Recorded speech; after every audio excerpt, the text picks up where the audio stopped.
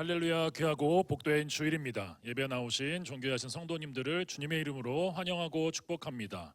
오늘도 우리의 귀한 예배 현장 가운데, 우리의 모든 섬김의 현장 가운데, 그리고 우리가 교제하는 모든 현장 가운데 성령님의 충만하신 임재가 가득하기를 간절히 소망합니다. 우리 양옆에 계신 분과 함께 밝게 웃으시면서 인사했으면 좋겠습니다. 우리는 하늘에 속한 성령의 사람입니다. 이렇게 인사하시겠습니다. 우리는 하늘에 속한 성령의 사람입니다.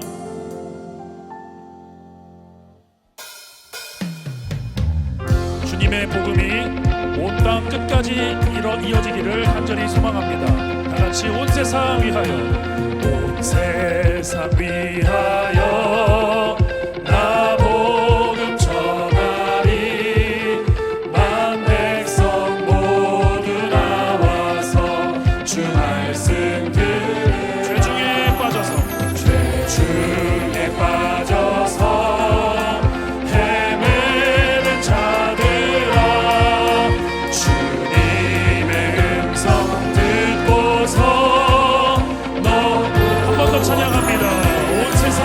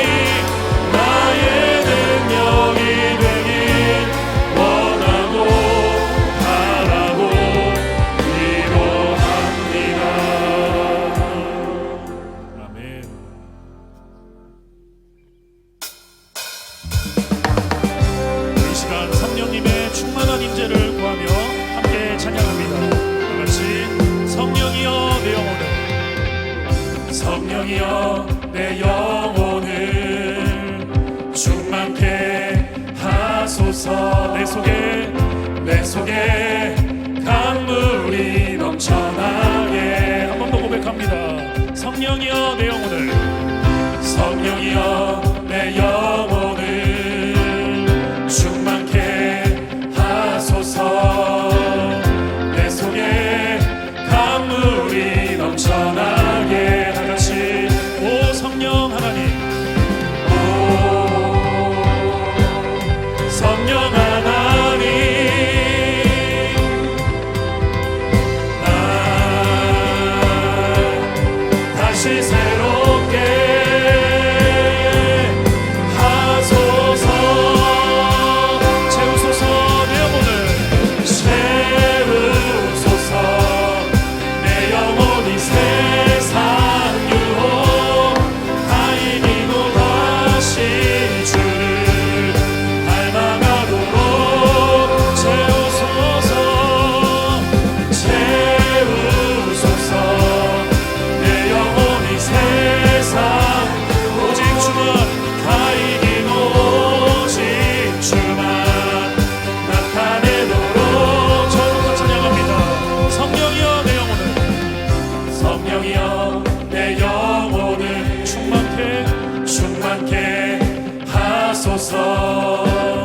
내 속에 강물이 넘쳐나게. 간절한 마음으로 성령이여 내 영혼을, 성령이여 내 영혼을 충만케 하소서. 내 속에 강물이 넘쳐나게. 오 성령 하나님, 오 성령 하나님, 날 다시 새롭게, 날 다시 새롭게 하소서. 채우소서, 채우소서 내 영혼이 세상 유혹 다 이기고 다시 주를 닮아가도록. 주님 우리를 채워주소서.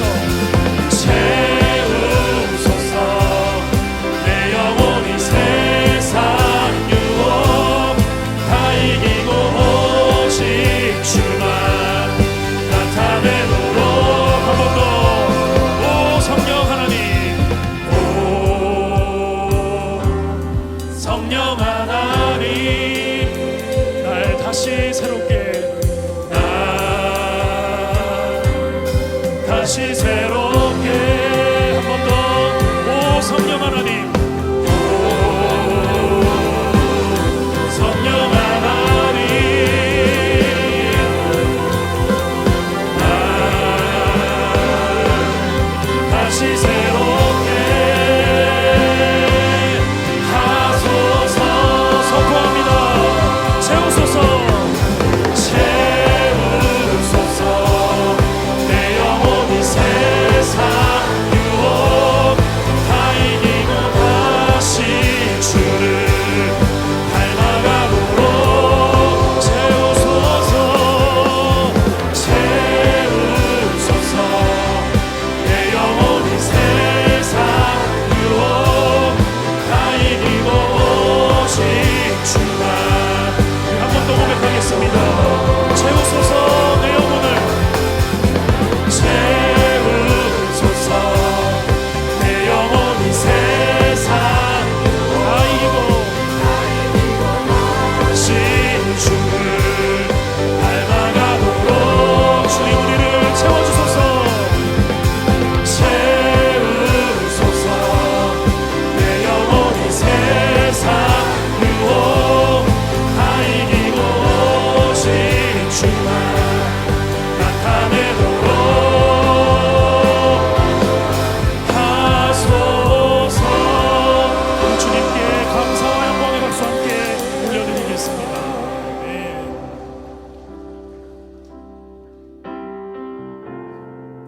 말씀 앞에서 경외함으로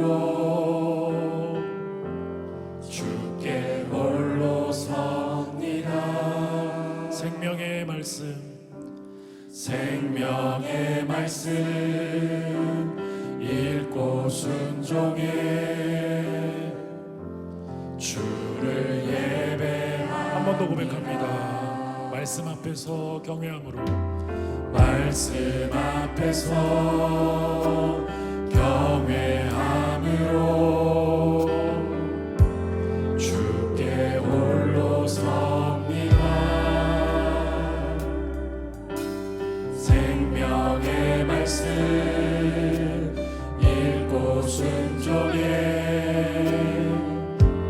주를 예배합니다.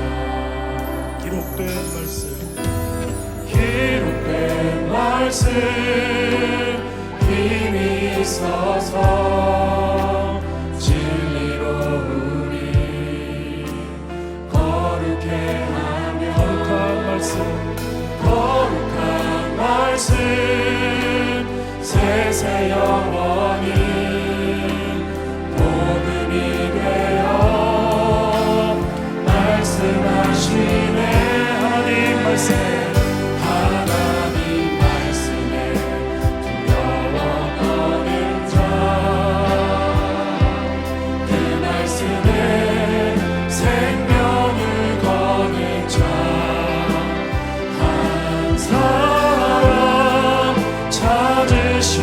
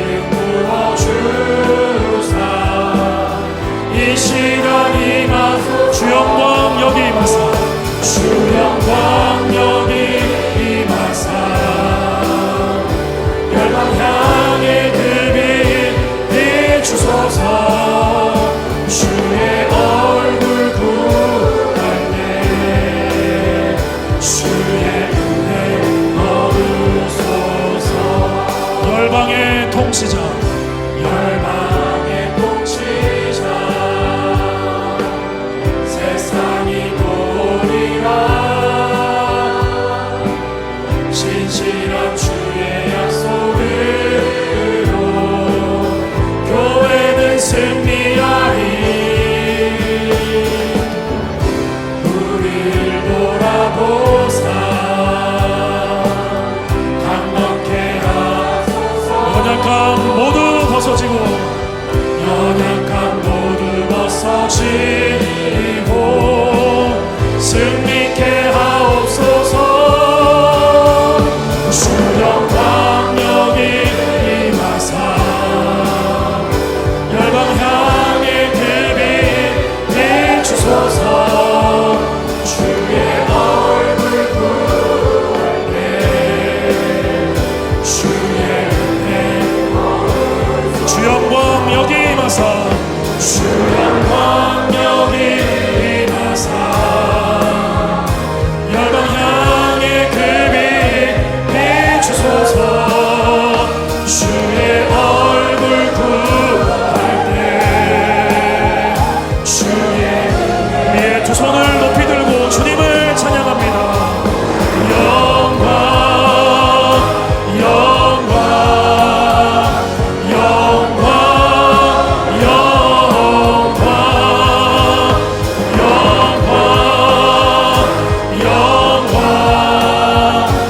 영광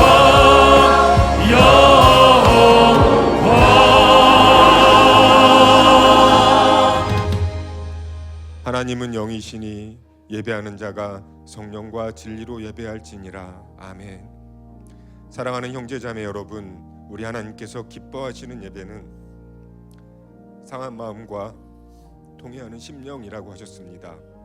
이 시간 성령께서 우리의 마음을 살피셔서 깨닫게 하여 주시는 우리의 죄와 허물을 진실한 마음으로 주님께 고백하고 자매의 기도를 드리는 시간을 갖겠습니다. 다 같이 침묵 가운데 기도하시겠습니다.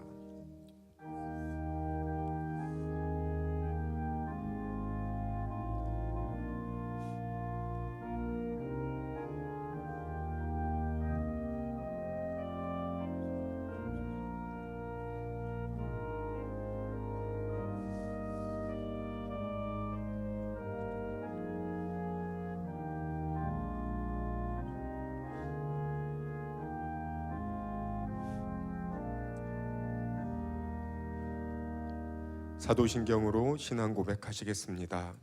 전능하사 천지를 만드신 하나님 아버지를 내가 믿사오며 그 외아들 우리 주 예수 그리스도를 믿사오니 이는 성령으로 잉태하사 동정녀 마리아에게 나시고 본디오 빌라도에게 고난을 받으사 십자가에 못 박혀 죽으시고 장사한 지 사흘 만에 죽은 자 가운데서 다시 살아나시며 하늘에 오르사 전능하신 하나님 우편에 앉아 계시다가 저리로서 산자와 죽은 자를 심판하러 오시리라.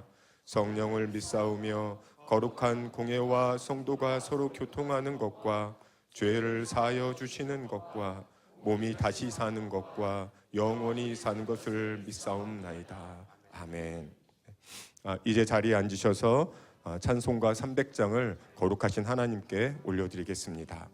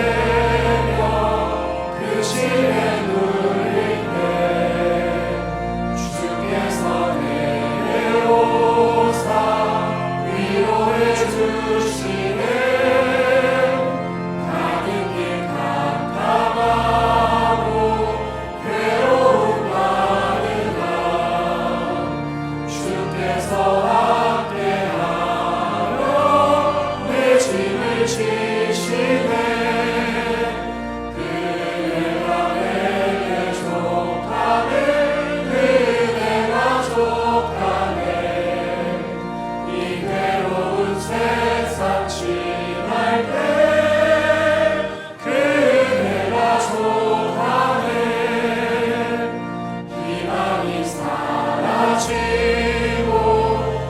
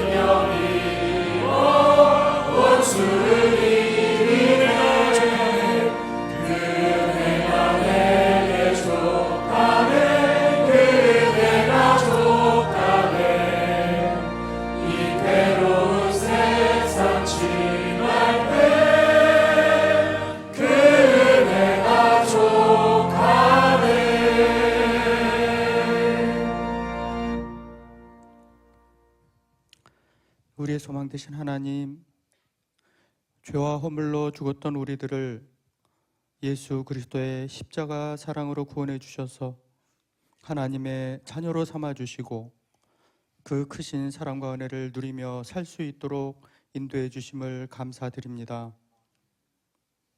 이 시간 하나님만을 찬양하며 전 마음을 다해 예배드리는 모든 동역자들의 마음에 기쁨과 감격이 넘치게 하시고 하나님의 사랑과 은혜를 깊이 경험되는 시간 되도록 함께하여 주시옵소서.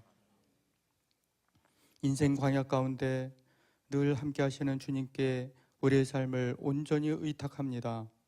주님의 능하신 손으로 붙들어 주셔서 새로운 힘과 능력을 공급받는 시간 되도록 역사해 주시옵소서. 특별히 고난 가운데 눈물로 기도하는 동역자들을 위로해 주시고 속히 회복의 은총을 베풀어 주시옵소서.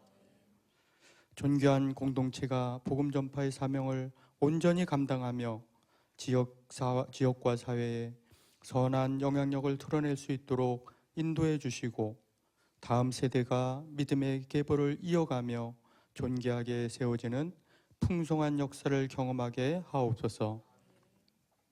우리나라를 긍휼히 여겨주시고 많은 어려움과 문제들을 하나님이 주시는 지혜로 극복해 나갈 수 있도록 역사해 주시옵소서.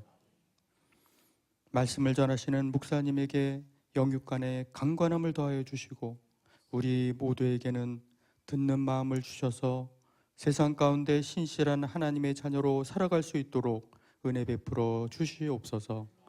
예수님의 이름으로 기도하옵나이다. 아멘.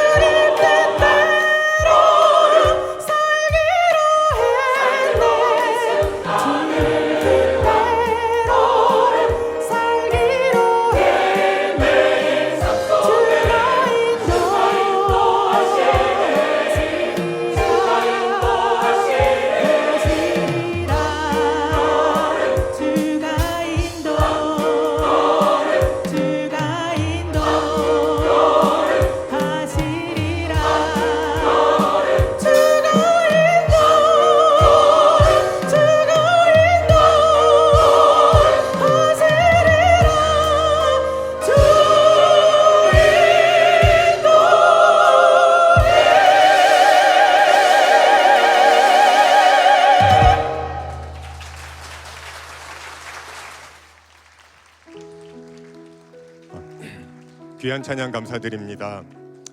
오늘 은혜의 공동체에 처음 오신 분들을 온 마음으로 환영합니다.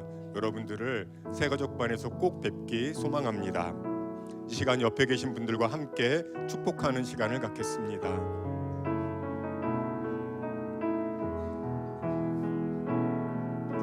축복 하나님의 축복이 당신의 삶에 넘쳐나기를.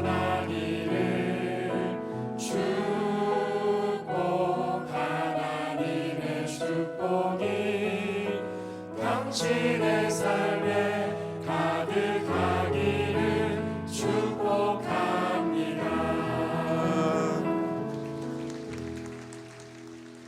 네, 꽃내음이 가득한 계절이지요. 꽃향기보다 더 진한 그리스도의 향기가 여러분의 가정과 또 직장과 여러분 계시는 모든 곳에 넘치기를 소망합니다. 몇 가지 말씀 같이 공유드리겠습니다. 어하나 수도권 지역 올림픽이 5월 23일에 인천 남동체육관에서 개최됩니다. 출전하는 우리의 다음 세대가 준비한 최선의 기량을 펼치고 또 어하나의 목적처럼 부끄러울 것 없는 인정된 일꾼으로 성장하는 시간이 되도록 기도 부탁드립니다. 혼인 안내드립니다. 안현우, 신지윤 커플의 혼인 예식이 5월 23일 토요일 오후 12시 10분에 있습니다. 믿음의 가정이 잘 세워지도록 기도해 주시기를 부탁드립니다. 이 시간 김다솜 집사님의 봉헌 찬양과 함께 우리의 마음과 정성을 다하여 주님 앞에 봉헌하시겠습니다. 박수로 맞이하시겠습니다.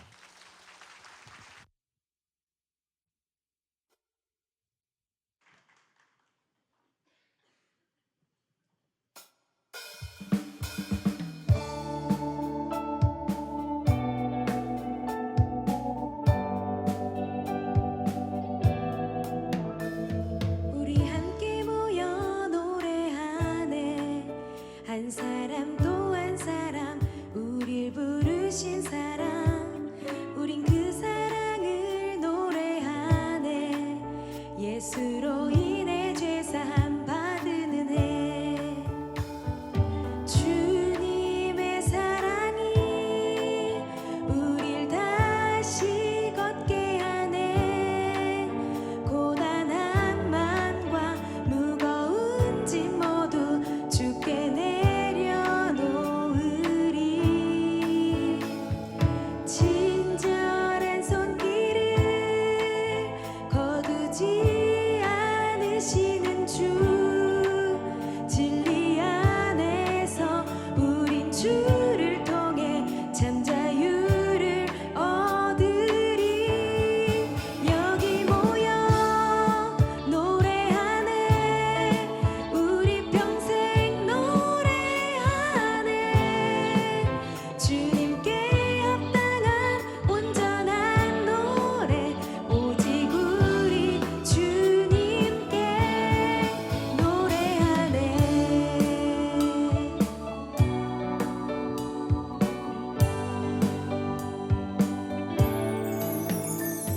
우리 함께 모여 노래하네. 한 사람 또 한 사람 우릴 부르신 사랑. 우린 그 사랑을 노래하네.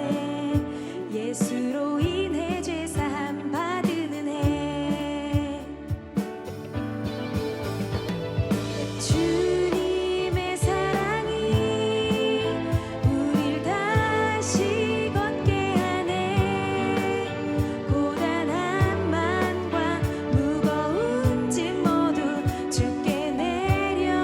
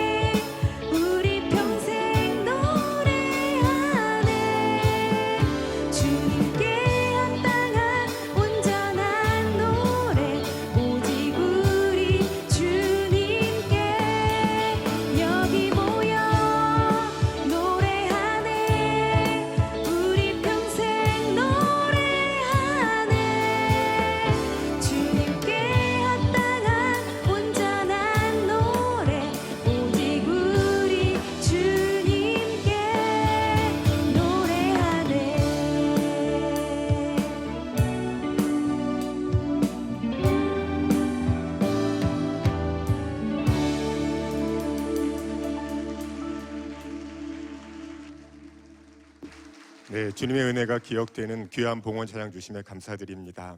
이 시간 모두 자리에서 일어나셔서 하나님의 말씀을 눈으로 읽고 귀로 듣겠습니다. 사도행전 1장 12절에서 26절 말씀입니다. 제가 가지고 있는 성경은 신약성경 187페이지입니다. 하나님의 말씀입니다.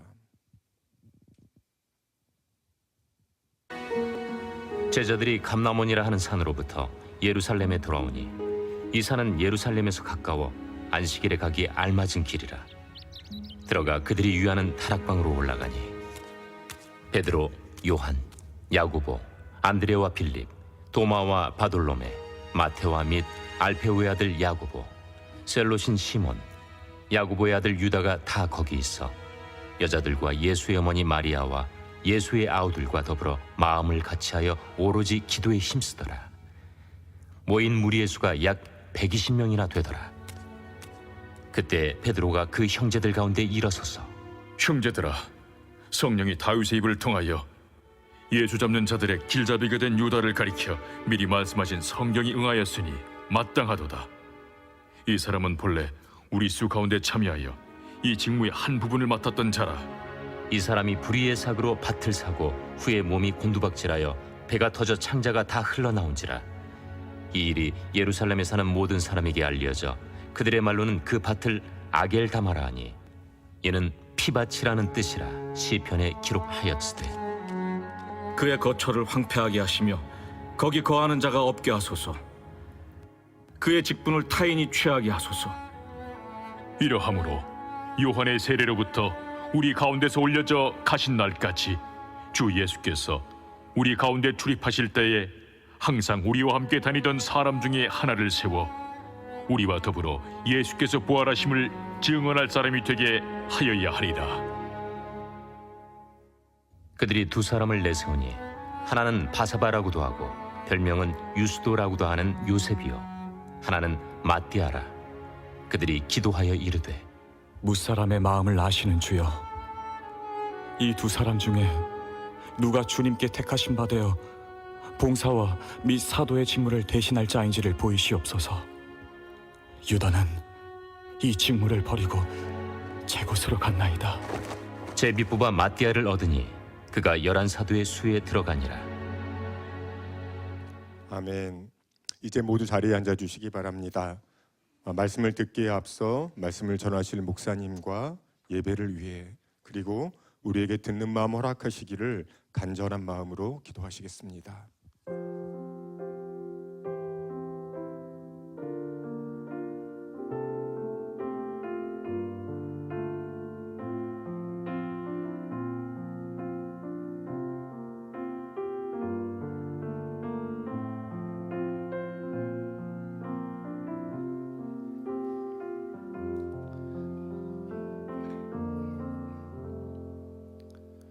사랑하는 주님, 우리의 인생 광야를 걸어갈 때 우리는 감당할 수 없는 인생의 고난과 수많은 문제에 직면한 채 그저 하나님의 뜻을 또한 우리의 기도가 응답되기만을 기다릴 때가 많습니다. 하지만 오늘 이 시간 주 앞에 나와 주님을 예배하는 주의 자녀들에게 성령의 권능으로 기름 부어 주시고 주의 임재 가운데 거하게 하여 주시사 믿음으로 인내할 수 있는 담대한 능력을 허락하여 주옵소서. 오늘 강단에 들려진 주의 말씀을 통하여서 우리의 기다림이 성령의 능력으로 견고해질 뿐만 아니라 어떻게 우리가 수동적일지라도 능동적으로 주님의 뜻이 이루어지기까지 기다릴 수 있는지를 깨달아 알게 된 놀라운 성령의 역사가 주의 말씀을 통해 우리에게 임하게 하여 주옵소서. 지병의 고통 가운데 신음하는 사랑하는 동역자들이 있습니다.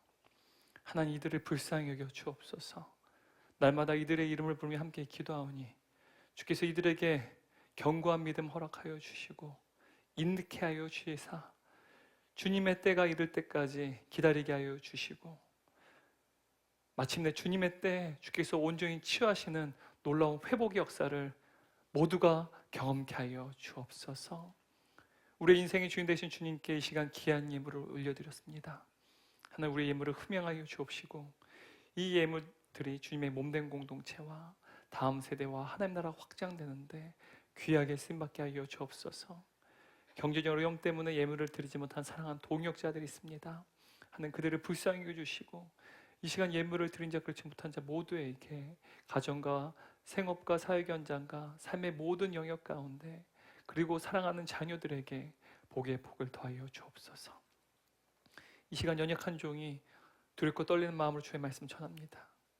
오직 주만 홀로 영광 받아 주옵소서. 예수님의 이름으로 기도드리옵나이다. 아멘. 우리 좌우에 있는 성도님들 보시면 서로 축복하고 인사하도록 하겠습니다. 당신 존귀하는 하나님의 자녀입니다. 우리 비전우가 송도 예배당에서 예배드린 성도님께 서로 축복하고 인사하도록 하겠습니다. 우리 5번 이상씩 한번 인사해 볼까요? 우리는 예수만에서 존귀한 가족입니다. 네. 벌써 끝나셨어요? 네. 네, 감사합니다. 오늘 우리가 이제 드디어 또 사도행전 3번째 나눔을 갖는 시간입니다. 오늘 함께 나눌 말씀의 제목이 무엇인가요?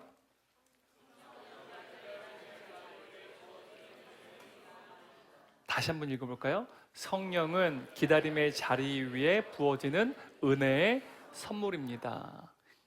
여러분, 성령은요 그냥 부어지는 게 아니라 기다림의 자리 위에 부어지는 은혜의 선물이에요. 혹시 아직은 예수님이 나의 구주라는 사실을, 주님이 나를 위해 십자가에 죽으시고 부활하셨다는 사실이 믿어지지 않는 우리 또한 성도님들이 계실 줄 믿습니다. 알고 있어요. 하지만 주님이 나의 구주가 되실 때까지 기다릴 때 마침내 그 기다림 위에 주어지는 은혜의 선물이 성령이라는 사실을 믿으시기 바랍니다. 뿐만 아니라 우리 인생 속에서도 우리의 수많은 기도 제목들이 있습니다. 주님의 뜻이 응답되기만을, 주님의 약속이 성취되기만을 기다리는 우리 동역자분들 계세요. 그런데 그 기다림 위에 주께서 우리의 기도 응답을 더하실 뿐만 아니라 은혜의 선물도 더하여 주세요. 그것이 무엇이라고요? 성령님이시라는 사실이에요. 우리에게 성령님이 우리 가운데 충만하게 될 때 비로소 우리는 믿음으로 견고히 설 수 있고 주님의 때가 이를 때까지 인내할 수 있다는 사실입니다. 우리 지난주에 말씀을 잠깐 좀 복습해 보면 지난주에 설교 제목이요 무엇이었습니까? 성령은 땅에 속한 자를 하늘에 속한 자로 바꾸십니다. 너무 기억 잘하시네요. 네. 그래서 여러분, 설교 제목을 기억하시면 그 설교의 내용이 무엇인지 정확하게 이해하실 수 있어요. 그래서 지난주에 제가 함께 또 말씀을 나눌 때요, 땅에 속한 자였던, 사실 우리가 죄에 놓였는데 성령께서 예수를 나의 구주로 영접하게 하셔요. 그래서 우리가 존재의 변화가 생기고 신분의 변화가 생겨요. 이건 한 번만 일어나는 일입니다. 우리의 인생에서 또한 우리의 믿음의 여정 가운데 2번, 3번 일어나는 게 아니라 딱 한 번 일어나는 일이에요. 하지만 성령이 그 다음부터 필요 없느냐? 그렇지 않다는 사실입니다. 성령님의 도우심이 없으면 우리는 늘 땅에 속한 자처럼 살아가요. 믿음이 연약한 자로요. 그래서 우리가 하늘에 속한 자로 살아가기 위해서는 성령의 능력이 필요한데, 바로 우리가 하나님 나라의 일을 감당하는 사명의 능력도 성령의 도우심이 필요하고요, 뿐만 아니라 예수님을 닮아가기 위해서 성화를 이룬 삶을 살기 위해서도 무엇이 필요하다고요? 성령님의 능력이 필요하다는 사실을 우리가 지난 시간 함께 나눴어요. 그리고 이 성령의 능력, 그래서 우리가 하늘에 속한 자로 살아내고 성령의 능력으로 가득 찬 삶을 살려면요, 필수적인 요소가 있는, 그게 바로 기다림이라는 사실을 우리가 지난 시간에 또 살펴봤습니다. 그렇다면 오늘은 이 기다림이란 은혜의 선물인 성령을, 또한 성령을 가득가득 체험받는 그 기다림이 무엇인지를 구체적으로 좀 살펴보도록 하겠습니다. 도대체 그 기다림이란 무엇인지, 지난주 이어서 그냥 기다리는 것이 아니라 이 기다림은 지난주 우리가 함께 나눴듯이 수동성의 의미가 있지만 능동적인 의미가 있다고 해서 도대체 이 기다림이 과연 무엇인지 오늘 또 말씀을 통해 살펴보도록 하겠습니다. 여러분, 수년 전에 미국의 크리스천어티 투데이라고 하는 기독교 잡지가 있는데요, 이 기독교 잡지에서 설문조사를 했습니다. 미국인들 가운데 83%가 자신이 죽으면 천국에 간다고 믿는다라고 답했다고 합니다. 무려 83%가요. 그리고 또 76%의 사람들이요, 자신의 기도가 매일마다 응답되고 있다라고 답변했대요. 그러니까 교회 안에 있는 성도들에게 질문한 게 아니라 일반 미국 사람들 말하는 거예요. 근데 놀라운 것은 이들 중에 거의 성경의 내용은 잘 몰랐다는 거예요.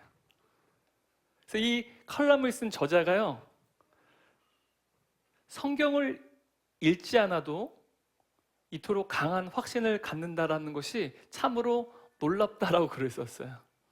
아니, 성경을 읽지도 않고 잘 알지도 못하는데 자기가 죽으면 천국 간다는 것을 믿고요, 성경을 알지도 못하는데 자신의 기도가 늘 응답되고 있다 믿는다는 사실이 너무 놀랍다라는 거예요.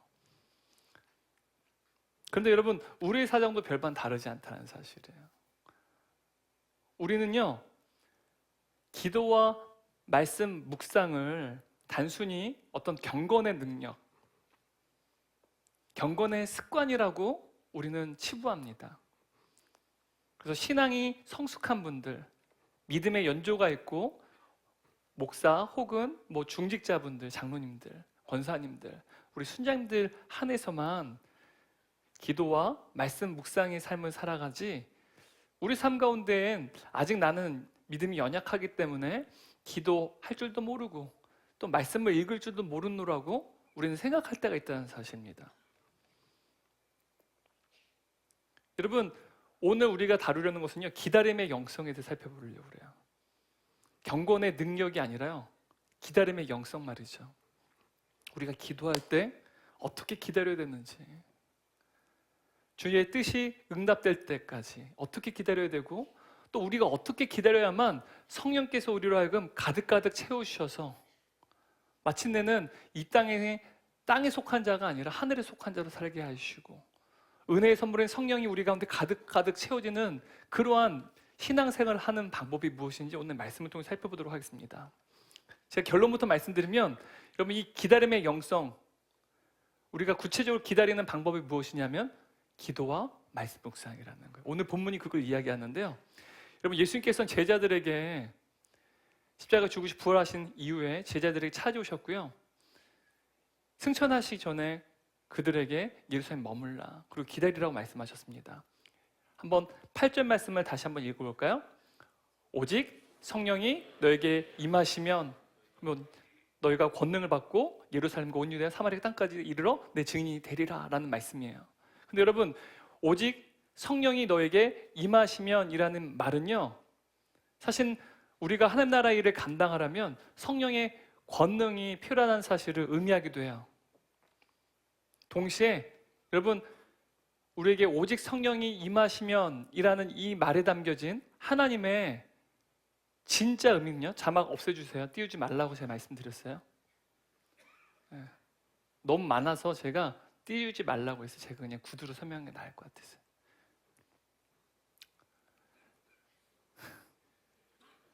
제가 첫 단추가 되게 중요한데, 첫 단추가 안 주면 되게 힘든데, 하여튼 다시. 오직 성령이 너에게 임하시면 이라는 이 말들에 담겨진 하나님의 진짜 마음은요, 내가 이 일을 너희와 함께 하고 싶다. 사랑하는 아들아, 사랑하는 내 딸아, 내가 나의 일, 그 하나님 나라를 경영하고 일하는 이 모든 것들을 내가 너희와 함께 하고 싶다라는 하나님의 마음이 담긴 말씀이라는 사실이에요. 그래서 우리가 지난주에도 함께 나눴어요. 바로 이 일을 감당하는 자, 하나님 나라 일을 감당하는 자들을 증인들이라고 말하고, 또 예수님의 제자라고도 부른다고 했어요. 그리고 사도 바울은 뭐라고 말한다고요? 하나님의 동역자들이라고 말한다고 말했습니다. 하나님께서는요, 내가 너희와 함께하고 싶어. 그래서 이 일을 감당하는 저와 여러분을 하나님께서 뭐라고 하느냐? 나의 동역자들이라 말씀하신다는 거예요. 여러분, 이것이 저와 여러분 모두의 목사에게만 해당되는 것도 아니요, 또한 우리 순장님들에 해당되는 것이 아니라 우리 모두의 사명인 줄 믿습니다. 바로 하나님 나라 일을 감당하는 것, 이것이 바로 우리 모두의 공통된 사명이라는 사실이에요. 여러분, 성령 시대를 여는 이 중요한 분기점에서 성령의 출현을 기다리는 이 제자들 말이죠. 이 제자들은요, 바로 능동적으로 기다림 가운데 성령의 이 땅에 오심을 기다렸는데요. 그 기다림의 시간, 바로 능동적인 기다림의 시간은요, 제자들의 마음을, 한 사람 한 사람의 그 마음을요, 새롭게 기경했습니다. 마음 밭을 새롭게 뒤엎었다라는 거예요. 뿐만 아니라 공동체를 새로운 질서로 형성했다는 사실입니다. 13절 말씀 한번 같이 읽어볼까요? 들어가 그들이 유하는 다락방으로 올라가니 베드로, 요한, 야고보와 안드레와 빌립, 도마와 바돌로메, 마테와 및 알피오의 아들 야고보, 셀로신 시몬, 야고보의 아들 유다가 다 거기 있어. 지금 다락방으로 올라갔대요. 지금 예수님의 승천을 목격한 제자들이요, 지금 주님의 명령에 순종해서 예루살렘에 머물렀는데, 그리고 다락방으로 올라갔다라고 지금 성경은 말합니다. 그리고 성경은 이 다락방에 모여있는 사람들의 이름들을 지금 열거하고 있는데요. 근데 여러분, 이 순서가 굉장히 중요합니다. 이 순서가 새로운 공동체의 질서, 도대체 이제 교회가 어떠한 새로운 질서 속에서 재편되는지를 분명하게 우리에게 보여줍니다. 여러분, 누가복음을 보게 되면 베드로, 안드레, 그리고 요한, 야고보, 혹은 야고보, 요한으로 바로 이 가족 관계를 묶어서 소개합니다. 베드로의 형제가 안드레입니다. 그리고 야고보와 요한도 같은 형제입니다. 그래서 제자들의 이름이 열거될 때도 가족 관계로 묶어서 기록이 되는데요. 그런데 오늘 우리가 이 사도행전을 보게 되면 베드로, 요한, 야고보의 순서로 기록되어 있어요. 그러니까 지금 보면 형제 관계가 아니에요. 보통 사실 형제 관계면 요한이 동생이기 때문에 야고보가 먼저 나야 되는데 베드로, 요한, 야고보의 순서로 기록되어 있습니다.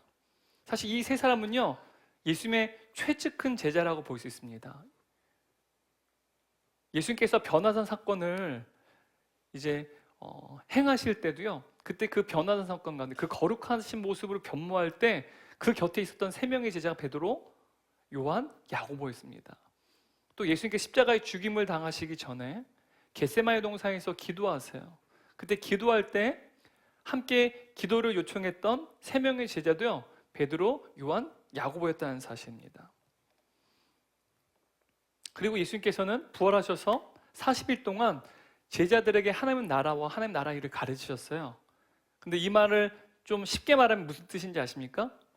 성경을 가르치셨다는 거예요.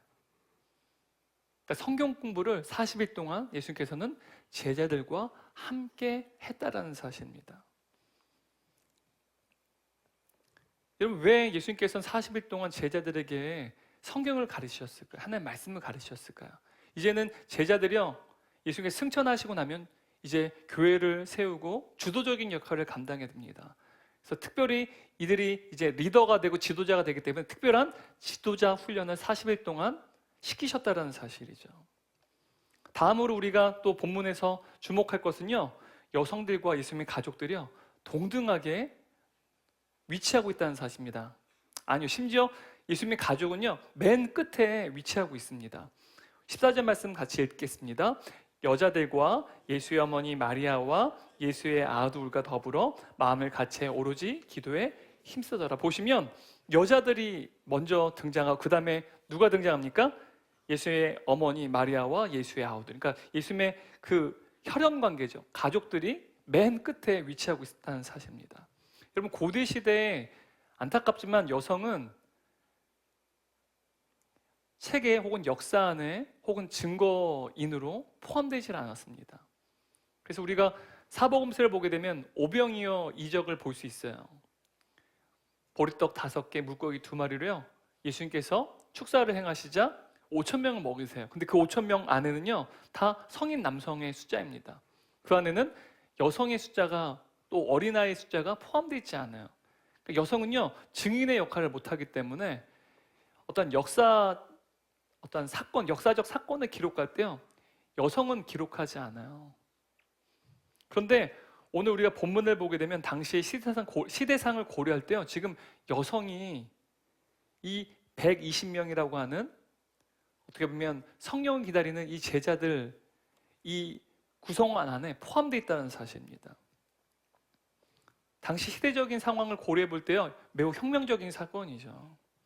그리고 이 나열의 순서는요, 남성과 혈연 중심의 질서 체계로부터 부활 공동체이자 성령 공동체인 교회의 새로운 질서를 보여주고 있다는 사실입니다. 여러분, 교회에 어떤 질서가 흐르고 있다는 사실을 보여주고 있을까요? 교회는 전통적인 가족 관계보다 오히려 그리스도 안에서 새롭게 형성된 가족 관계를 더 우선하는 공동체다라는 거예요. 그러니까 가족보다는요, 그리스도 안에서 새로운 가족을 맞이한 그 관계가 더 중요한 거예요. 그러니까 교회는 혈연 관계를 넘어서요, 예수 그리스도의 보혈의 피로 맺어진 영적인 가족을 의미합니다. 우리가 혈연 관계하면 부모님의 피가 나누어진 관계를 의미해요. 그래서 형제자매는 부모 아래에서 태어났기 때문에 부모의 피를 물려받았습니다. 그래서 우리가 종종 그런 말을 하지 않습니까? 피가 땡긴다고요.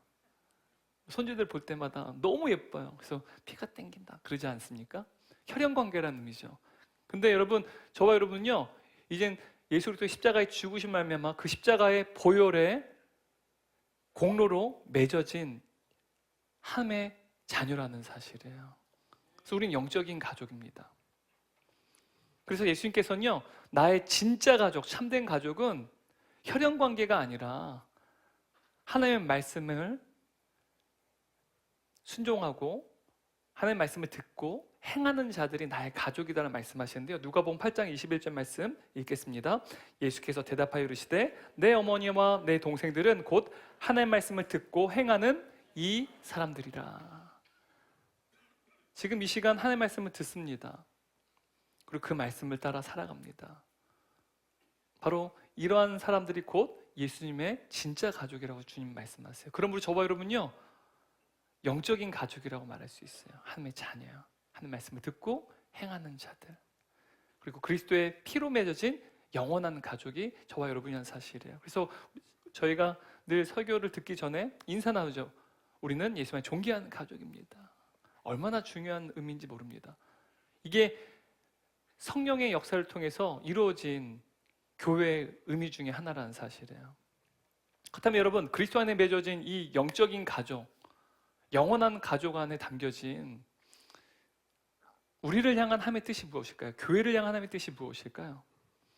우리가 계속해서 첫 번째 설교 시간에도 누가복음과 같이 사도행전을 살펴봤어요. 근데 누가복음과 사도행전을 살펴보게 되면 교회의 존재 목적은 한 나라 일을 감당하는 것, 이게 1차적인 것이고요. 또 다른 하나는요, 한 나라 일을 감당하는 증인들을 만들어내는 거예요. 예수님의 제자를 만들어내는 것이고 하나님의 동역자들을 만들어내는 일입니다. 이게 교회의 존재 목적이고요, 은혜의 공동체의 존재 목적이기도 하는 사실이에요. 우리 은혜의 공동체의 존재 목적이 뭐라고요? 하나님 나라의 일을 감당하고 하나님 나라의 일을 감당하는 증인들, 제자들, 하나님의 동역자들을 세워나가는 것이 바로 우리의 교회의 존재 목적이라는 사실이에요. 그리고 이것이 또 저와 여러분의 공통된 사명이기도 하다는 것입니다. 근데 오늘 성경을 보게 되면 제자들이 과연 능동적인 기다림이 무엇인지, 우리가 고난 가운데서도 마찬가지고요, 또한 주님의 뜻이 이루어지기까지, 또한 성령의 역사가 이루어지기까지 과연 기다린다는 것, 바로 그 능동적인 기다림이 무엇인지를요 이야기하는데요, 그 능동적인 기다림이 뭐라고요? 기도와 말씀을 통해서 구체적으로 우리에게 보여준다는 사실입니다. 성경을 통해 우리가 좀 살펴보려고 하는데, 첫 번째 제자들의 기다림은 마음을 같이하여 힘써 기도하는 것이었다는 거예요. 12절 말씀 함께 읽겠습니다. 제자들이 감난원이라는 산으로부터 예루살렘에 올라오니 이 산은 예루살렘에 가까워 안식일에 가기 알맞은 길이라. 여러분, 제자들은요 기다리는 데 있어서 함께 모여서 기도했어요. 마음을 같이 했고 힘써서 기도했습니다. 그런데 13절 말씀 12절 보니까 지금 이들이 있는 곳이요 감람원, 이 감람산이라는 곳이랑 굉장히 가까운 곳에 있었다라는 사실을 언급하고 있습니다. 여러분, 예수님께 승천하신 이 장소가 감람산이라고 합니다. 여러분, 감람산에서 예수님께서 승천하세요. 한번 이미지 보시면 저기 앞에 건물 하나 보이시나요? 정면에? 저기서부터 감람산입니다. 올리브산이라고 말할 수 있어요. 바로 이 건물 터가요, 겟세마네 동산입니다. 겟세마네라는 의미가 뭐냐면 쥐어 짜다라는 의미예요. 그러니까 올리브를 기름을 짤 때 쥐어 짜잖아요. 그래서 올리브를 짜는 곳이요, 저곳에 있었고, 그래서 저곳을 겟세마네라고 불렀습니다. 예수님께서 늘 예루살렘에 오시면 저 겟세마네에 나아가셔서 기도하셨어요. 십자가에 죽임을 당하기 전에도 저 겟세마네에 가서 기도하셨죠. 저곳을 감난산 혹은 올리브산이라고 말합니다.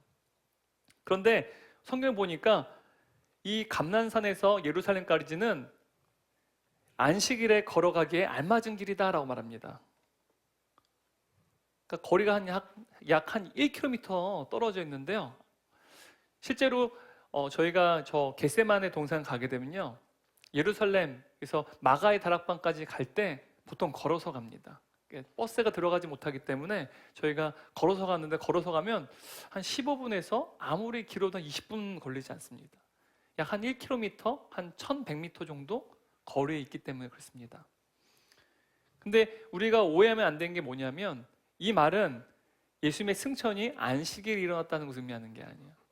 거리가 안식일에 걸어가기에 알맞은 거리에 있었다는 사실을 언급할 뿐입니다.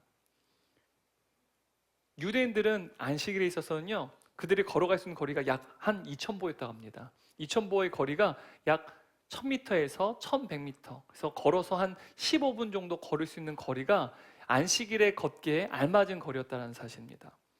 바로 이 감난산 겟세마네 동산에서 마가의 다락방까지의 거리가 약 한 15분 정도, 한 1.1km 정도의 거리상 아마 놓여졌다는 것을 지금 묘사하는 거예요. 여러분, 예수님께서 부활하신 날이 무슨 요일입니까? 네? 무슨 요일에 부활하셨어요?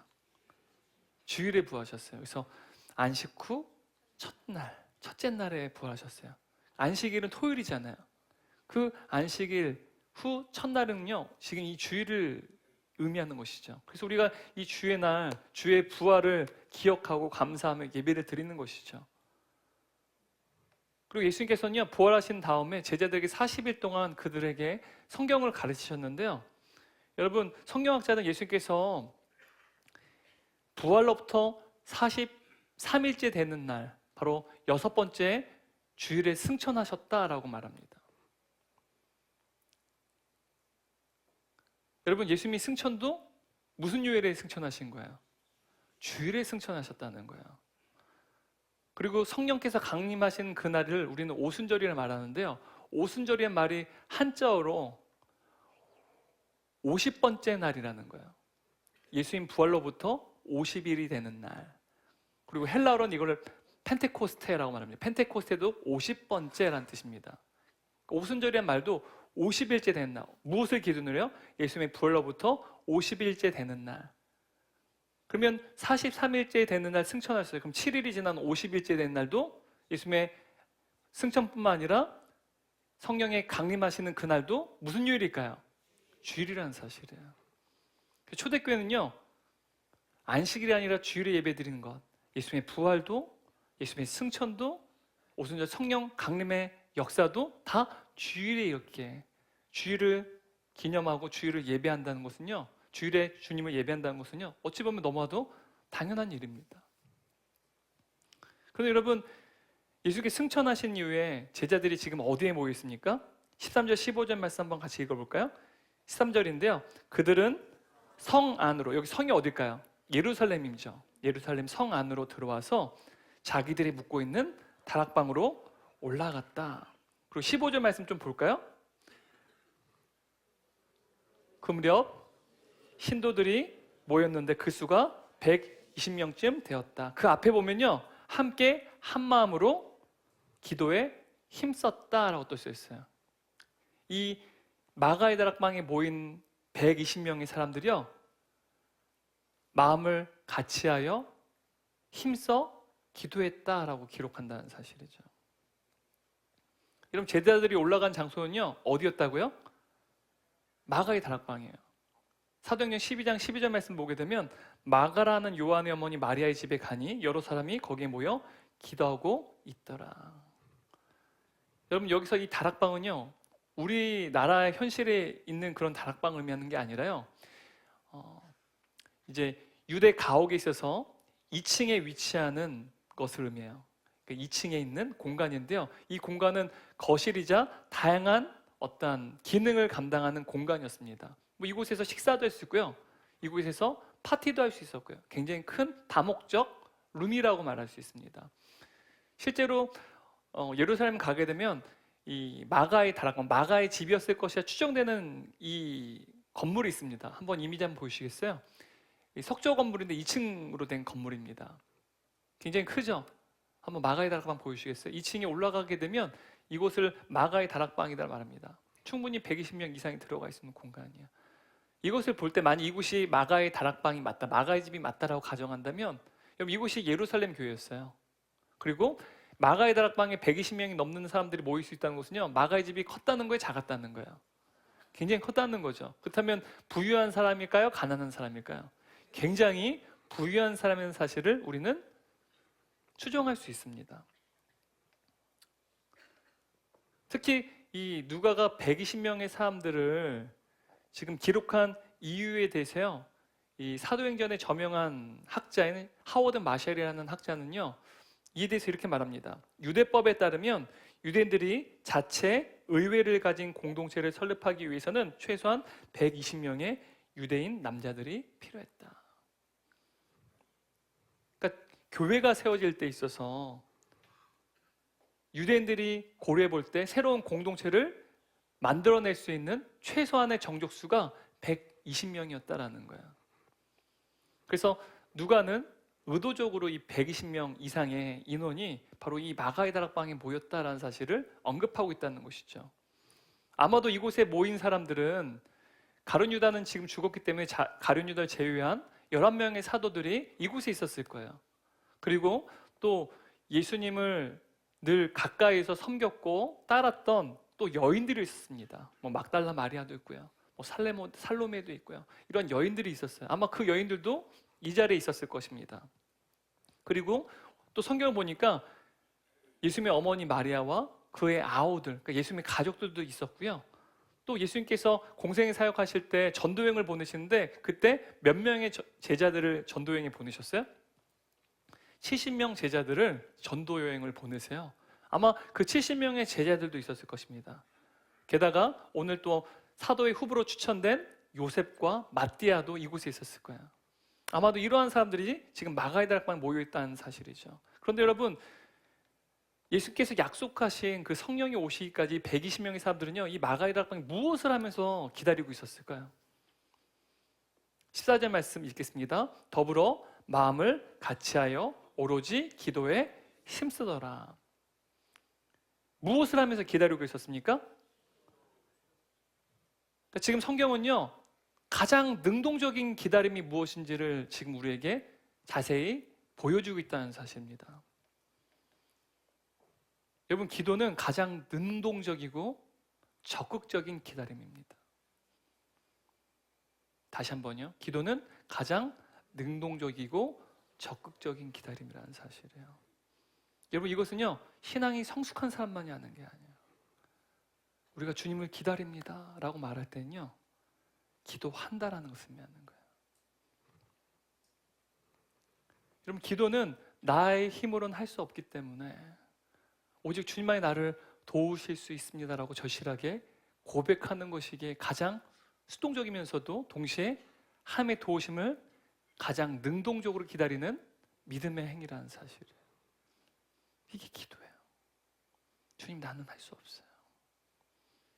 오직 주님만이 나를 도우실 수 있습니다. 나는 주님이 필요합니다.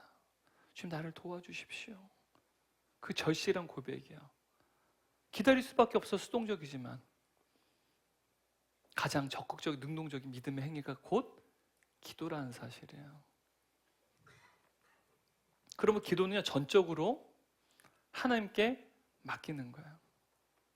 그래서 우리가 기도할 때는요 늘 의식해야 돼요. 이 기도는 내가 붙잡는 게 아니라 하나님께 맡기는 거예요. 그래서 전적 위탁이라고 하죠. 전적으로 누구에게 맡기는 것입니까? 하나님께 맡기는 거예요. 그게 바로 기도입니다. 그래서 주님은요, 우리의 기도를 소중히 여기세요. 저와 여러분의 기도를 소중히 여기는 이유가 뭔지 아세요? 내가 아니라 주님께 맡기기 때문에 주께 소중히 여기신다는 사실이에요. 여러분, 기도가 없으면요, 절대로 예수님을 닮아갈 수가 없어요. 기도하지 않는다는 것은요, 내 힘으로 살겠다는 거예요. 내가 주님께 기도하는 건 나는 아무것도 할 수 없고요, 오직 하나님만이 나를 도우실 수 있어요. 주님, 나를 도와주십시오. 전적으로 주님께 모든 것을 의탁해요. 맡깁니다. 주님이 내 삶의 주인 되시기를 고백하는 거예요. 그래서 여러분, 성도의 기도를요, 하나님께서는 기뻐하시고 소중히 여기다는 사실이에요. 그래서 계시록을 보게 되면 성도의 기도를요, 이 기도의 향기가 올라가요. 그러면 그걸요, 금향로에, 기도의 향로에 성도의 기도를 담으세요. 왜요? 전적으로 주님께 맡기는 것이 곧 기도이기 때문에 주님은요, 우리의 기도를 소중히 여기신다는 사실이에요. 게다가 여러분, 누가복음을 살펴보게 되면 예수님께서 공생을 사역하시기 전에 세례 요한에게 세례를 받으세요. 그 십자가에 죽으시기까지 예수님은 늘 한결같이 기도하세요. 사람들에게 바쁘게 쫓기는 삶을 살 때도요, 늘 새벽 미명에 해가 떠오르기 전에 한적한 곳에 나가서 기도했어요. 어떤 분들은 예수님이 새벽 기도를 만드셨다라고 이제 불평한 분도 있어요. 여러분, 예수님께서 새벽 기도를 너희 해라라고 해서 만드신 게 아니에요. 기도할 수 있는 시간, 하나님과 유일하게 독대하며 전적으로 하나님께 맡기는 그 시간이요, 새벽 미명밖에 없었어요. 너무나도 많은 사람들이 늘 주님을 애워싸고 있었고 쫓았기 때문에 오직 하나님과 독대할 수 있는 그 시간이요, 바로 새벽밖에 없었다는 사실이에요. 그래서 누가복음 기록된 예수님의 특징을 보게 되면 예수님은 기도의 사람으로 일관되게 묘사하고 있습니다. 하지만 이와 반대 복음서를 보게 되면 제자들은 어떻습니까? 제자들은요, 예수님과 기도하기는커녕 기도를 하지 않는 자들로 기록되어 있어요. 예수님께서 겟세마네 동산에서 십자가의 죽음 앞두고 제자들에게 함께 기도해 듣고 요청하세요. 근데 제자들 어떻게 합니까? 졸고 있어요. 단 한 시간도, 단 한순간도 나를 위해서 나와 함께 기도할 수 없느냐라고 예수님께서 애원하실 만큼 여러분, 제자들은요, 기도하지 않는 사람이었다는 사실이에요.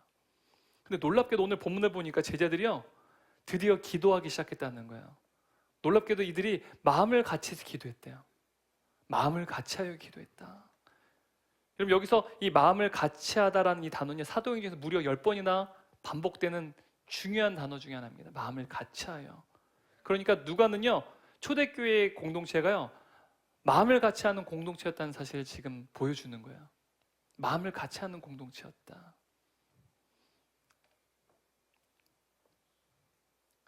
여러분, 이 마가의 다락방에 모인 이 120명의 사람들은요, 사실은 마음을 같이하기 어려운 사람들이에요. 이 120명 안에는요, 예수님을 끝까지 쫓았던 여인들이 있었어요. 이와 반대로, 이와 반면에 3년 동안 예수님을 쫓았지만 예수님을 배신하고 또한 예수님을 버리고 떠난 사도들, 제자들도 같이 함께 포함되어 있었습니다. 게다가 여러분, 제자들은요, 예수님을 쫓는 3년 동안 늘 누가 크냐고, 누가 더 크냐고 싸웠어요. 서로 치기했고요, 질투했고요, 다퉜고요. 그래서 분쟁했습니다. 이들 가운데 늘 마음을 같이 하기보단 분열하는 모습이 이 제자들의 모습이었다는 사실이에요. 또 그들 중에는요, 남자와 여자도 있었습니다. 고대 시대엔 남자와 여자의 사회적 지위가 다르잖아요. 뿐만 아니라 이 안에는요, 예수님의 가족들도 있었어요. 예수님의 가족들은요, 예수님께서 복음 사역을 하실 때요, 미쳤다라고 말할 만큼 예수님의 복음 사역을 방해했던 회방꾼들이었습니다. 사실은 이 120명의 사람들은 서로가 범한 그 수치스러운 행위들을요, 샅샅이 목격한 사람들이었어요. 좀 더 구체적으로 말하면 그 어떻게 보면 그 인간성 있죠. 인간성의 밑바닥을 어떻게 보면 다 목격한 사람들이었다는 사실입니다. 그래서 이들은요, 서로 배신과 또한 또한 수치스러운 행위들을 다 알고 있기 때문에 의심했고 배신감으로 가득 찼을 거예요. 그래서 이들은요, 사실은 마음을 같이 하기보단 굉장히 불편한 관계였을 것입니다. 근데 놀랍게도 오늘 성경을 보게 되면 이들이요, 마음을 같이 해야 기도했다는 거예요. 그럼 마음을 같이 하는 방법이 무엇인지 아십니까? 기도하는 거예요. 우리가 마음을 같이 하려고 애를 씁니다. 여러분, 이 일은요, 기도 없이는 가능하지 않아요. 여러분, 우리가 사랑방이 왜 마음을 같이 하고 이 사랑방이 우리에게 너무나도 중요한 공동체인지 아십니까? 기도하기 때문입니다. 함께 말씀을 같이 나눈 다음에 서로 기도 제목을 나눠요. 그리고 그 기도 제목을 가지고 함께 뜨겁게 기도합니다. 함께 기도하기에 마음을 같이 하는 거예요. 이 세상이 왜 이토록 분열할까요? 이 세상은 하나님을 부인합니다. 하나님 거부해요. 그래서 그들은요, 기도할 수 없어요. 그 결과 마음을 같이 할 수 없는 이러한 어떻게 보면 너무나도 어려운 상황들이요, 계속해서 반복된다는 사실이에요. 우리 안에 만약 마음을 같이 하지 못하는 일들이, 그래서 서로 갈등하고 분열하는 모습이 일어난다면 무엇을 안 한다는 것입니까? 기도하지 않는다는 거예요. 근데 여러분, 이 120명의 사람들이 마음을 같이 기도했는데요, 마음을 같이 어떻게 기도했습니까? 14절 말씀 읽겠습니다. 더불어 마음을 같이하여 오로지 기도에 힘쓰더라. 여러분, 14절 말씀을 보게 되면 헬라어로 이 기도 앞에 정관사가 붙어 있어요. 그러니까 번역해보면 그 기도란 뜻이에요. 기도에 힘쓰더라. 그 기도에 힘쓰더라라고 번역할 수 있어요. 여기서 말하는 그 기도는 누구의 기도를 의미하는 걸까요? 예수님의 기도를 의미하는 거예요. 여러분, 제자들은요, 예수님께서 세례 요한에게 세례를 받으시고 십자가에 죽으시고 부활하셔서 승천하기까지 예수님이 기도하시는 모습을요, 하나도 빠짐없이 지켜봤습니다. 제자들은 예수님께서 평생 기도로 사셨다는 사실을 알아요. 그래서 이 예수님의 기도가 제자들의 기도와 연결되어서요, 바로 이 예수님의 기도 위에 초대교회의 기도가 세워지고 있다는 사실을 보여주는 거예요. 지금 이 초대교회가 세워지기 전에 오순절 성령이 임하시기는 120명의 이 사람들이요, 누구의 기도를 따르고 있습니까? 예수님의 기도를 따르고 있고요, 그 예수님의 기도라고 하는 이 반석 위에 초대교회의 기도가 세워져 나가고 있다는 거예요. 교회가 세워지기 전에 먼저 기도가 세워졌고요, 그 기도는 누구의 기도였습니까? 예수님의 기도였다는 사실이에요. 여러분, 우리가 기도할 때도요, 그래서 예수님은요, 우리에게 기도를 알려주셔서 그게 주기도문이잖아요. 우리가 기도할 때도 우리가 예수님처럼 기도 못하지만 우리의 기도의 마지막 그 최종 목표가 있어요. 그게 누구의 기도입니까? 예수님의 기도예요. 그래서 우리가 기도할 때도 우리의 최종 목표가 어딘지, 우리의 기도의 목표가 어딘지도 늘 인지해야 돼요. 우리가 예수님을 닮아가듯이 우리의 기도도 누구의 기도를 닮아가야 되는 것입니까? 예수님의 기도예요. 이것이 여러분 성화입니다. 우리의 인격과 성품이 다 닮아가는데요, 우리 전 인격이, 우리의 영성이 주님 닮아가는 것은 또요, 바로 예수님의 기도에 점점 가까워진 것을 의미하는 거예요. 또 여기서 힘써라는 이 단어 역시 사도행전에서요, 사도들의 기도와 초대교회의 기도를 강조할 때 여러 번 반복되는 중요한 단어입니다. 특히 이 힘써라는 이 단어가 헬라어로 보게 되면 시제가 현재 분사입니다. 현재 분사는요, 계속해서 진행되는 걸 의미하는 거예요. 그러니까 오순절 성령께서 임하시기까지 제자들은요, 힘써서 기도하고 있다라는 것을 의미하는 거예요. 혼신의 힘을 다해서 기도하고 있다라는 것이죠. 여러분, 120명의 사람들이요, 오순절이 이르기까지 그 마가의 다락방에서 계속 기도만 했을까요?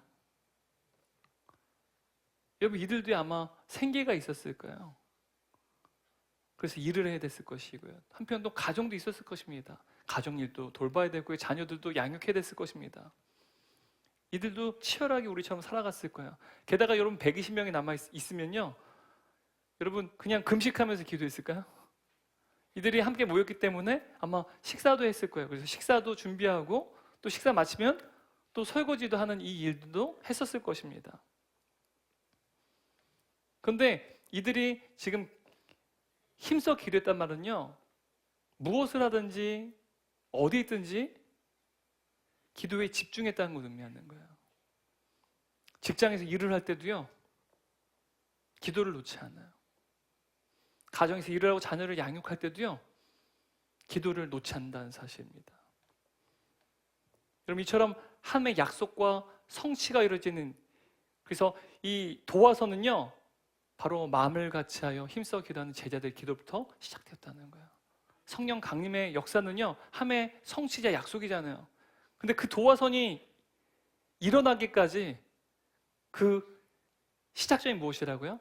기도였다는 사실이에요. 그러므로 여러분, 우리의 성령의 역사, 우리가 늘 기다리는 가운데 능동적인 기다림이 무엇입니까? 기도죠. 근데 그 기도가 쌓이고 또 차곡차곡 쌓이면요, 도화선이 돼요. 무엇의 도화선이요? 성령의 충만함, 성령의 능력이 가득가득 채워지는 그 도화선으로 연결된다는 사실이에요. 그리고 여러분, 기도는요, 그냥 어떤 믿음이 좋은 사람들만의 전유물이 아닙니다. 저와 여러분이 인생의 고난 앞에서 또한 예수님을 나의 구주로 믿지 못하는 또 분들이 있다면요, 기도하셔야 돼요. 그때요, 성령이 우리에게 부릴 듯 임하게 되는 그 촉매제 또한 도화선이 된다는 사실입니다. 여러분, 기도를 쉬지 않기를 원합니다. 우리 은혜 공동체가 마음을 같이하여 힘써 기도하는, 그래서 성령의 충만하심이, 성령이 가득가득 채우심이 언제나 우리의 삶 가운데 또 우리 공동체 가운데 가득가득 채워지기를 주님의 이름으로 축원합니다. 이렇듯 여러분, 교회와 성도는요, 이 기도로 마음을 같이하고 힘써야 된다는 사실이에요. 이어서 15절 26절 말씀 보게 되면요, 기다림의 두 번째 의미가 무엇인지를 우리에게 보여주고 있는데요, 두 번째 제자들의 기다림의 모습은요, 성경을 묵상하고 실천하는 것, 즉 순종하는 것이었습니다. 여러분, 정리해 보면 기도는 철저히 맡기는 거예요. 그러면 성경 공부는 뭘까요? 주님을 배우는 거예요. 그래서 구약 성경 보면 여호와를 알라, 너희는 힘써 여호와를 알라라고 말합니다. 알라라는 말은 알라신이 아니죠. 무슨 뜻이에요? 배우라는 거예요. 성경을 읽으라는 것입니다. 여호와를 알기 위해서는 우리는 무엇이 필요해요? 하나님의 말씀이요. 기도와 성경 묵상은요, 말씀 묵상은요, 같이 함께 가야 되는 거예요. 제가 늘 제자 훈련할 때 우리 훈련생들 늘 강조합니다. 기도와 말씀 묵상은 하나다. 우리는 분리해서 생각하는데 하나라는 사실. 왜요? 함께 생각해야지 균형 감각을 이룰 수 있습니다. 안 그러면 균형을 잃어버려요. 따로 분리해서 생각하면. 함께 바라봐야 된다는 사실입니다. 여러분, 기도가 없는 성경 지식은요, 교만해져요.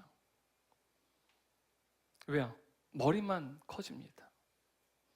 또 성경 지식이 없는 기도도요, 교만해져요. 왜요? 하나님에 대해서 알지 못하다 보니까 기도하면 기도할수록 하나님의 능력을 믿는 게 아니라 기도의 능력을 믿어요. 주와 객이 바뀐다라는 사실이에요. 뿐만 아니라 여러분, 점점 성경 지식이 깊어지지 않는 기도는요, 아무리 기도해도요, 우리는 그 기도를 통해 예수님을 닮아갈 수 없습니다. 예수님이 어떤 분이신지 알지 못하는데 그 기도가 어떻게 예수님을 닮아가게 만들 수 있냐는 거예요. 그래서 여러분, 우리는요, 기다림에 있어서도 능동적인 기다림이 기도와 말씀 묵상이지만 이 기도와 말씀 묵상은요, 언제나 우리의 영성의 균형을 이루어야 된다는 사실이에요. 이렇듯 초대교회에 지금 이 120명의 사람들이요, 지금 말씀을 묵상했어요. 이들이 말씀 묵상을 했다는 그 증거가 무엇일까요? 15절 18절 말씀을 읽도록 하겠습니다. 그 무렵에 신도들이 모였는데 그 수가 120명쯤이었다. 베드로가 그 신도들 가운데 일어서서 말하였다. 형제자매 여러분, 예수를 잡아간 사람들의 앞잡이가 된 유다에 관하여 성령이 다윗의 입을 빌어 미리 말씀하신 그 성경 말씀이 마땅히 이루어져야만 하였습니다. 그는 우리 가운데 한 사람으로서 이 직무의 한 몫을 맡았습니다. 그런데 이 사람은 불의한 삭스로 밭을 샀습니다. 그러나 그는 거꾸러져서 배가 터지고 창자가 쏟아졌습니다. 지금 베드로는요, 그가 묵상한 성경 말씀을요, 공동체 가운데 지금 성령의 영감, 그러니까 영감을 나누고 있습니다. 자신의 말씀을 통해서 나눠진 또한 깨닫게 된 그 영감을 지금 공동체와 함께 나누고 있다는 사실이에요.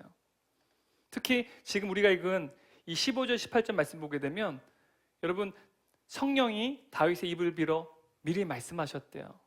지금 다윗의 시편을 지금 인용하는 건데요, 지금 베드로는 시편 69편 25절 말씀과 시편 109편 8절 말씀을 인용하고 있습니다. 세번역 성경 19절 20절 말씀 한번 읽어볼까요? 20절 말씀만 읽겠습니다. 시편에 기록하기를 그의 거처가 폐허가 되게 하시고 그 안에서 사는 사람이 없게 하십시오 하였고, 또 말하기를 그의 직분을 다른 사람이 차지하게 해 주십시오. 지금 베드로는요, 가룟 유다의 그 죽음이요, 성경 말씀 미리 말씀한 것처럼 이 모든 과정이 반드시 일어나야만 하고 이미 성취되었다라고 지금 말하고 있습니다. 그리고 베드로는 이 가룟 유다의 이 직분을 다른 사람이 대신 차지함으로써 성경 말씀이 또한 성취되어야만 한다라고 지금 말하고 있는 거예요.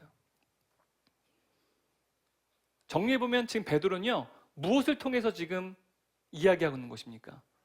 말씀, 성경을 통해서요, 가룟 유다의 죽음도 뿐만 아니라 이제 마띠아가 그 직분을 차지하게 되는 그 당위성도요, 사실은 하나님의 절대적인 주권 가운데 있다는 사실을 하나님의 말씀을 통해서 지금 증거하고 있다는 것입니다.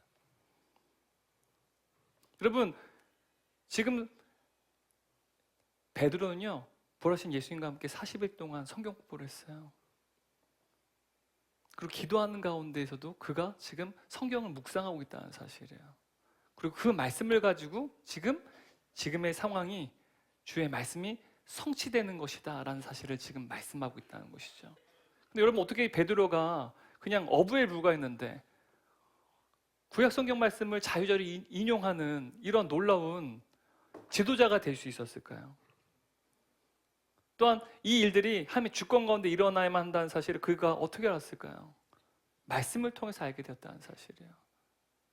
그가 기도하고 힘써 기도하고 말씀을 묵상한 그 결과, 여러분, 구약 성경이 곧 예수 그리스도의 십자가의 죽음을 예언하고 또한 그 예언을 예수님께서 성취하셨을 뿐만 아니라 가룟 유다의 이 배신 또한 성경이 말하고 있다는 사실 그는 깨달아 알게 되었다는 사실이에요.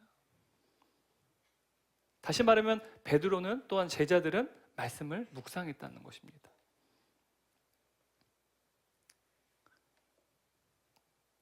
여러분, 놀랍게도 예수님을 배신했던 이 베드로가요, 지금 초대교회의 지도자로 쓰임받고 있어요.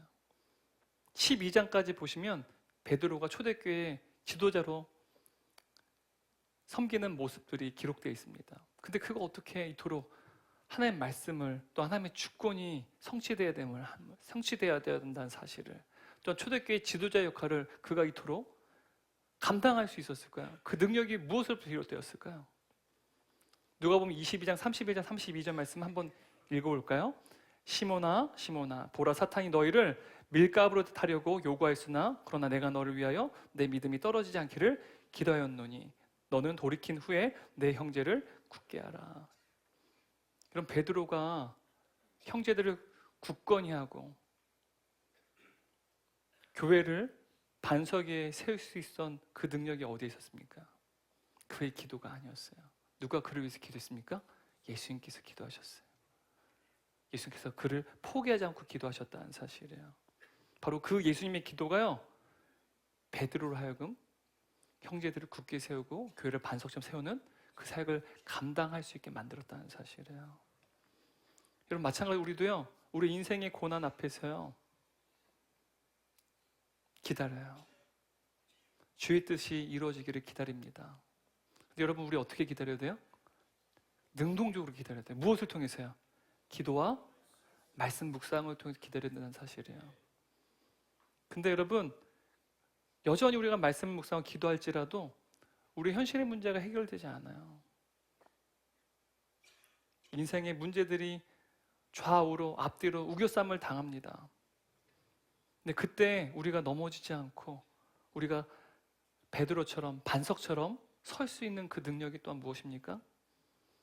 예수님께서 베드로를 위해서 기도하신 것처럼 우리 주님이 저와 여러분을 위해서 기도하신다는 사실이에요. 로마서 8장 34절 말씀 보게 되면 하나님의 오른편에서 항상 우리를 위해 기도해 주십니다. 누가요? 중보하신 예수 그리스도께서 저와 여러분을 위해서 기도하신다는 사실이에요. 예수님께서 베드로가 넘어지지 않고 형제들을 굳게 세우고 교회를 반석같이 세울 수 있도록 포기하지 않고 기도하신 것처럼 우리 주님께서 하나님의 보좌 우편에서 저와 여러분을 위해서 우리가 절대로 넘어지지 아니하도록 능동적으로 적극적으로 주의 뜻이 이루어지기까지 기다릴 수 있도록 우리에게 기도하시는 그 분이 바로 우리 예수 그리스도라는 사실입니다. 여러분, 우리가 기다릴 때, 기도와 말씀을 통해 기다릴 때요, 예수님께서 기도로 우리를 도우셔요. 그래서 우리가 주의 뜻, 주의 약속, 우리의 기도의 응답이 응답되기까지 우리는 견고히 인내할 수 있고 기다릴 수 있다는 사실이에요. 뿐만 아니라 치열한 우리 인생 속에서도 하나님 나라 일을 감당할 수 있는 능력조차 주의 기도를 통해서 우리는 공급받을 수 있다는 사실을 믿으시기 바랍니다. 결론입니다. 여러분, 120명의 제자들은 성령을 기다리기에 앞서 그들은 기도와 말씀 묵상을 통해 기다렸습니다. 근데 이 제자들의 기다림에 앞서 먼저 예수님께서 먼저 기도와 말씀의 그 기다림 자리에 서셨다는 사실이에요. 예수님께서 십자가의 죽으심 앞에 그 죽음을 맞이하기 전에 주님요 겟세마네 동산에 나가셔서 땀방울이 핏방이 되도록 기도하셨어요. 그리고 그 기도 가운데 하나님의 말씀이 이루어지기를 기다리셨다는 사실이에요. 그리고 예수님께서는 자신의 몸이 완전히 찢겨지시는 그 십자가의 죽음 앞에서도요 수많은 유대인들이 예수님 향해서 조롱하고 저주했습니다. 네가 만일 하나님의 아들이거든 그 십자가 내려와라. 그 조롱과 또한 저주 앞에서 예수님께서는요 침묵 가운데 성경에 있던 하나님의 말씀이 성취되기를 기다리셨다는 사실이에요. 여러분, 우리 인생의 문제 앞에서 처절한 기다림의 시간을 보낼 때 기도와 말씀의 반석에 서기를 바랍니다. 기도와 말씀의 반석에 서게 될 때 그때 우리에게 부으시는 그 선물이 바로 성령의 능력인 줄 믿습니다. 날마다 우리 안에 성령님을 의지하며 우리의 인생의 수많은 고난 앞에서 힘써 기도하고 말씀 묵상으로 능동적으로 기다릴 때 우리의 기다림 속에 은혜의 선물인 성령의 역사가 임하게 되고 또 그 성령의 능력으로 말미암아 하나님의 나라를 또한 하나님의 나라의 일을 넉넉히 감당하는 저와 여러분 될 줄 주님의 이름으로 축원합니다. 기도하겠습니다. 사랑하는 주님, 오늘 말씀을 통하여서 우리가 주님을 기다릴 때 그리고 인생의 고난의 문제 앞에서 우겨쌈을 당하여 아무것도 할 수 없어 기다릴 때 우리가 어떻게 기다려야 되는지 주의 말씀을 통해서 살펴보았습니다.